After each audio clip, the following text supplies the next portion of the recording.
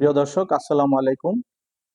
চারিদিকে এখন একটা দাবি শুনতে পাচ্ছি যে আওয়ামী লীগকে নিষিদ্ধ করা হোক।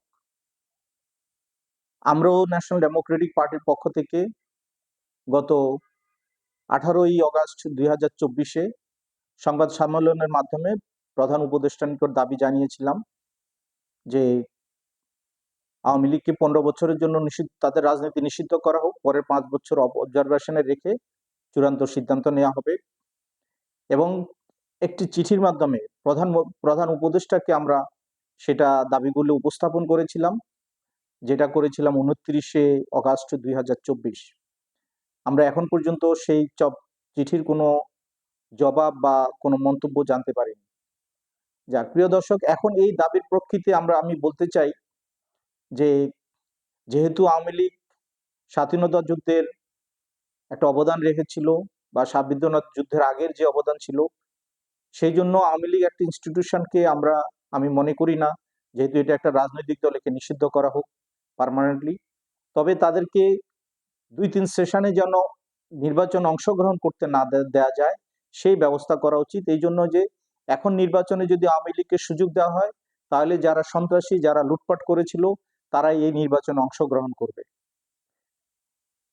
আমরা শেখ হাসিনা এবং শেখ রেহানার রাজনীতি করা নিষিদ্ধ পার্মানেন্টলি চেয়েছিলাম, কারণ তারা হচ্ছে এই দল এবং এই দেশটাকে এরকম একটা ভঙ্গুর অবস্থায় অর্থনৈতিকভাবে এবং সন্ত্রাসী রাষ্ট্র হিসাবে তৈরি করার পিছনে তাদের অবদানই সবচেয়ে বেশি। কারণ শেখ হাসিনাই এই দেশটাকে অর্থনৈতিকভাবে, মানবিকভাবে, আইন শৃঙ্খলাগতভাবে বা মানুষের গণতান্ত্রিক অধিকার থেকে বঞ্চিত করেছিল।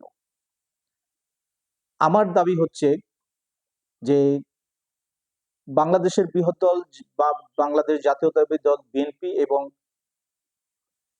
জামাতে ইসলামী এবং অন্যান্য যেসব দল আছে, তাদের মাধ্যমে প্রতি উপজেলা ভিত্তিক যারা আওয়ামী লীগের বিগত 15.5 বছর সন্ত্রাসী কর্মকাণ্ডে লিপ্ত ছিল, যারা লুটপাটে লিপ্ত ছিল, যারা সামাজিক শৃঙ্খলা ভঙ্গ করেছিল, তাদের একটা লিস্ট তৈরি করে, তালিকা তৈরি করে স্বরাষ্ট্র মন্ত্রণালয়ে দেওয়া হোক এবং স্বরাষ্ট্র মন্ত্রণালয় তদন্ত করে সেটাকে ব্যবস্থা নিবে, আইনগত ব্যবস্থা।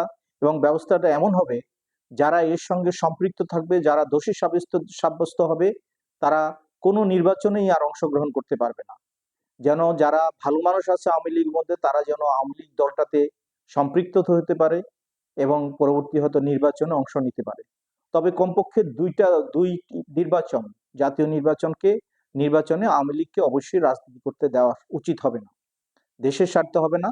কারণ যেসব সন্ত্রাসী এখনো আছে, যেসব লুটেরা আছে, যারা এদেশের থেকে টাকা পাচার করেছে, যারা 100 টাকার কাজ 1000 টাকা দিয়ে করেছে, তারা এখনো অনেকেই বাংলাদেশে আছে এবং তাদের টাকা পয়সা এখনো বাংলাদেশে আছে। প্রিয় দর্শক, আমরা দেশের আইন শৃঙ্খলা পরিস্থিতি নিয়ে খুবই শঙ্কিত। আমরা আশা করেছিলাম যে বাংলাদেশের যতগুলি পুলিশ লাইন আছে, সবগুলি পুলিশ লাইনে আমাদের পুলিশ প্রধান এবং স্বরাষ্ট্রমন্ত্রী যাবেন এবং সেখানে পুলিশদেরকে কাউন্সিলিং করবেন, যেন তারা মনোবল ফিরে পায়। এবং এই পুলিশ বাহিনীর মধ্যে যারা বিগত 15.5 বছরের সন্ত্রাসী কর্মকাণ্ড করেছে, যারা রাজনীতির সঙ্গে সম্পৃক্ত ছিল, তাদেরকে বেছে তাদেরকে চাকরিচ্যুত করতে হবে এবং তাদের বিরুদ্ধে আইনগত ব্যবস্থা নিতে হবে। যতক্ষণ পর্যন্ত এসব করা না যাবে, ততক্ষণ পর্যন্ত বাংলাদেশে আইন শৃঙ্খলা ফিরে আসবে না এবং সাধারণ যারা পুলিশ আছে তারাও মনোবল ফিরে পাবে না।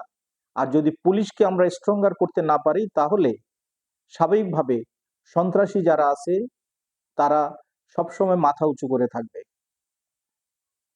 এবং আগামী নির্বাচনটা সুষ্ঠু নিরপেক্ষ হওয়ার জন্য অবশ্যই পুলিশ বাহিনীকে দরকার হবে।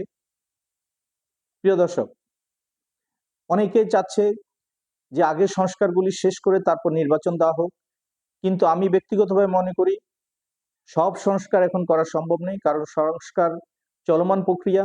2 বছর পরেও আবার নতুন করে অনেক সংস্কারের প্রয়োজন হতে পারে। সুতরাং ঐক্যমত কমিশন, জাতীয় ঐক্যমত কমিশন যে সংস্কারগুলির প্রস্তাব দিচ্ছে, সুপারিশ করছে, সেই সংস্কার থেকে জাতীয় ঐক্যমতের ভিত্তিতে অতি প্রয়োজনীয় সংস্কার যেগুলি প্রয়োজন, যেগুলি না হলে আগামী নির্বাচন সুষ্ঠু, অবাধ এবং নিরপেক্ষ হবে না, সেগুলি করে বাকি সংস্কারগুলি রাজনীতিবিদদের উপর ছেড়ে দেওয়া উচিত। এই জন্যই যে বাকি সংস্কার থেকে রাজনীতিবিদরা তাদের ম্যানিফেস্টোতে নিয়ে আসবেন কোন কোন সংস্কার তারা করতে চান, এবং জনগণ তা দেখে তাদেরকে ভোট দিবেন। কারণ আমরা সংস্কারের কথা বলবো, নির্বাচন কখনোই অত সহজ হবে না। এই সংস্কার করার জন্য যে প্রশাসনিক দক্ষতা দরকার, যে প্রশাসনিক শক্তি দরকার, সেটা কিন্তু অন্তর্বর্তীকালীন সরকারের নেই। আমরা জানি যে প্রফেসর ইউনূস, উনি আমাদের কাছে শ্রদ্ধাশীল এবং সারা বিশ্বে সমাদৃত, কিন্তু উনি একা তো আর দেশ চালাচ্ছেন না। উনার সঙ্গে যারা আছেন তাদের অভিজ্ঞতা এবং তাদের গ্রহণযোগ্যতা নিয়ে অনেক প্রশ্ন আছে। তা আমাদের একটাই দাবি যে ডিসেম্বরেই যেন নির্বাচনের, ডিসেম্বর 2025-এর মধ্যে যেন একটি অবাধ, সুষ্ঠু এবং গ্রহণযোগ্য নির্বাচন হয়, যেখানে মানুষ নিজের ভোট নিজে দিতে পারবে এবং একটা গণতান্ত্রিক সরকার প্রতিষ্ঠিত হবে। এবং সেই পর্যন্ত আইন শৃঙ্খলা পরিবেশ এবং দেশের সার্বিক পরিস্থিতি সুষ্ঠু সুন্দরভাবে রাখার জন্য যেসব অতীব জরুরি সংস্কার দরকার সেগুলি করা হোক। সংস্কার করে আমাদের জীবন থেকে দিন নষ্ট করে লাভ হবে না।